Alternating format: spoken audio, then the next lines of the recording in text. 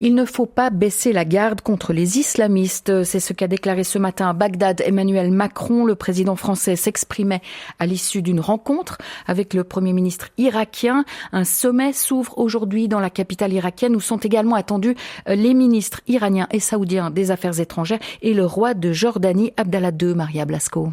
La lutte contre les djihadistes devrait dominer les débats après la prise du pouvoir par les talibans en Afghanistan et l'attentat jeudi à l'aéroport de Kaboul.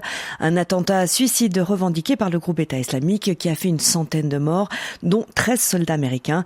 Les États-Unis, qui avaient promis des représailles, ont annoncé ce matin avoir tué un des responsables du groupe islamiste lors d'une frappe de drone. Et quelques heures après cette frappe, les États-Unis ont lancé une nouvelle alerte contre un risque d'attentat à l'aéroport de Kaboul. Une mise en garde qui ne décourage pas les milliers d'Afghans qui ce matin encore se massaient aux portes de l'aéroport. En 2 semaines, plus de 100 000 personnes ont été évacuées selon le Pentagone. Après la Suisse et la Suède notamment, la France a suspendu ses opérations d'évacuation hier soir. Le Royaume-Uni devrait suivre aujourd'hui. Ces évacuations doivent être stoppées après le désengagement des forces américaines de l'aéroport de Kaboul, la sécurité n'étant plus assurée. Merci Maria.